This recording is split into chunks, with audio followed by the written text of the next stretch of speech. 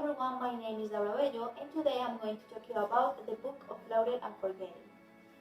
This book was originally written in Czech between 1976 and 1978 by the Franco-Czech novelist Milan Kundera. This is an English version that was translated from French by Aaron Fisher and published in 1996. Kundera was born in Brno, Czech Republic in 1929. He went into exile in 1975 due to the political and social issues in his country, and he has lived in France since then. His best-known work is The Unbearable Lightness of Being that was published in 1984. What is special from this book is that it's not a novel. Instead, it's a sum of short stories. It is divided in 7 narratives that combine themes like the nature of likeness and forgetting as they occur in history, politics, and real life. And also elements from the magic realism and gender can be found in this book. Something to highlight is that fantasy and human reality are never apart in this book. Instead, they have strange connections. Why Laurel and why Forgetting? Along with the stories, Kundera makes a lot of metaphors to illustrate Laurel and Forgetting with the stories. There is a short section in the first The Angel chapter in which Laurel, beyond joking, mockery, and ridicule, is described as a sensual pleasure, but at the same time, it can be bitter and pointless. About Forgetting, since the beginning of the book, there are lots of extracts that talk about forgetting, such as the phrase, "The struggle of man against power is the struggle of memory against forgetting." Along the book, there are stories in which characters are left denied to forget. They want past events to come back and want to recover lost memories by recovering, at the same time, artifacts and lost objects. So, what are the stories about? 7 chapters. First, Lost Letters. Lost Letters is a story about Mirek, a man that wants to recover some letters that he wrote to a mistress when he was young. But at the same time, he discovers that a pair of undercover men are following him, most likely to kill him because he is hiding at his own country. So this is all about what people at that time had to face with political issues happening in their country. Second, Mama. A story about a marriage, Marquita and Karel, that decided not to live with the man's mother anymore. So a few years after, the man's mother decide to visit them. But the point here is that a few years ago they met a woman that was a friend from Marquita, and they were used to have sexual encounters with her. So in the same weekend,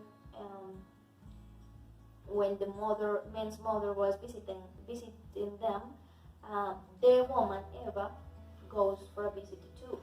So it's a little strange and funny because all the stories about that they didn't want the mother to know about that because it's a little strange, and the mother almost caught him naked. But at the end of the story, the marriage discovers that they cannot be together any longer, as he is really unfaithful and doesn't want to change, and she is tired to be the good one from the story. Part 3, The Angels. This is like a compiled chapter of short stories.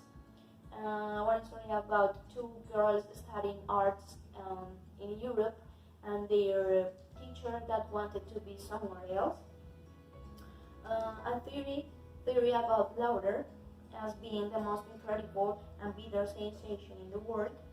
A short story about the author's life when he was um, an undercover columnist of astrology, and how he was discovered by the government and the police, and some fictional stories about people dancing in a ring, like um, way to revolutionize against political pressure. Um, Part 2, Lost Letters 2. This is a story about Tamina, a waitress far from home who lost her husband a few years ago. So all the story is about that she wants to recover all her diaries, in which she recorded all her history with her husband, all the places they went to on vacations and so on, in order not to forget her. So she does a lot of things in order to recover those diaries. She talks with her mother-in-law and her father in order to gather those documents. She tries to be Bibi's friend, and Bibi is a young mother that was going to go to Prague for vacations, but at the end she didn't go. And as a desperate measure to gather those diaries, she made love with a man that was in love with her and sworn to bring those diaries back for her. But unfortunately, at the end, none of those plans worked as she wanted, so she decided to let forgetting to occur. Kundera, like in a part of the book, said that the whole book was intended to be about Tamina and for her. According to the author, Tamina is the central character of the book, and something special about her story is that she refuses to forget. Instead, she commemorates memory. Part 5, Litost. This is a story about Christina, an unfaithful wife that who meets a literature student and goes to Prague to be with him for a weekend. She refuses to make love with him, and for that he decided to attend to a meeting with known poets. In this part, the author tries to illustrate the word litost using life experiences and stories to illustrate it, until it is defined as a state of torment created by the sudden sight of one's misery. 6. The Angels, Part 2. Another chapter composed by little stories about Bohemia, the city of forgetting, and its president, the president of forgetting. A story about Kundera's father when he lost the ability to communicate a few years before he died. And the second part of Tamina's story. After she restrains to recover her diaries, she met a man who convinced her to move to another city in order to create new memories, so she could finally move on. The man took her to an island full of kids that didn't have rules or someone to rule them. At the beginning, everything went well. She could start to rule them, taking into account that he was the only adult there. But when the story continued, the kids rebelled against her and used her as a sexual toy, until she finally tried to escape by swimming at the open sea. But at the end, and the kids watched her die. 7. The final part is called The Border. A story about a man that is called Jan, who has a strange relationship with Edwidge, in which they don't talk about anything while having sex. A story about his family that always chooses the most progressive movement at the time, and a theory in which Jan feels like at a border, in which nothing behind them is new or different. There is a short extract in which Blackbird's invasion is explained, and the book ends with an orgy in which Jans is expelled because he was rude with the woman that was organizing that. And after that, he decides to go to the beach, to a nude beach, with some friends and his girlfriend, but he's not comfortable there, as he's not interested in anything they are talking about. So in that case, he feels at the border, and finally what he wants is to trespass that border.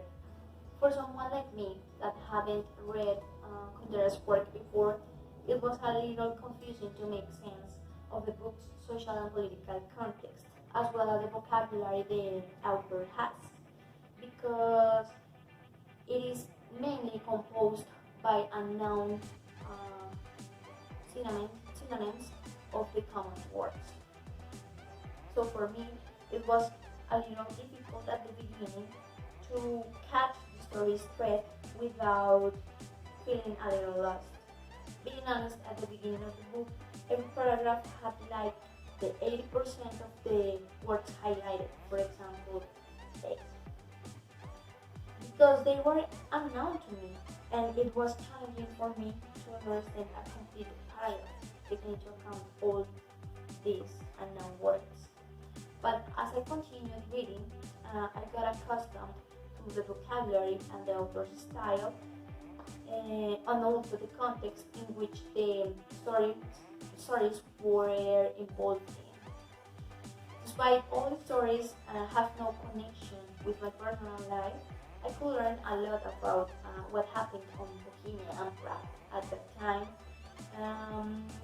the reason why Kundera went into exile to other country in order to feel safe, in order to not to get killed, and what many other people did at that time. So all arguments about loving and forgetting and the way they were illustrated in the book can be related to my own life too, because I have experienced loving and forgetting in good and bad circumstances as well. I highly recommend you to read this book because it has a lot of history behind it, as well as several interesting real-life stories and fantastic tales that will help you understand the author's point of view and perspectives. But I just suggest you to read the author's biography and what happened to the Czech Republic at that time. At the time this book was written, I mean 1988, for you to have a general idea of the context before reading. For English learners like me that are interested in reading Kundera's work, I recommend you to read in your mother tongue before, in order to get used to the author's vocabulary and style, and in order not to get lost when reading in English. Please let me know if you have read some of Kundera's work. What do you think?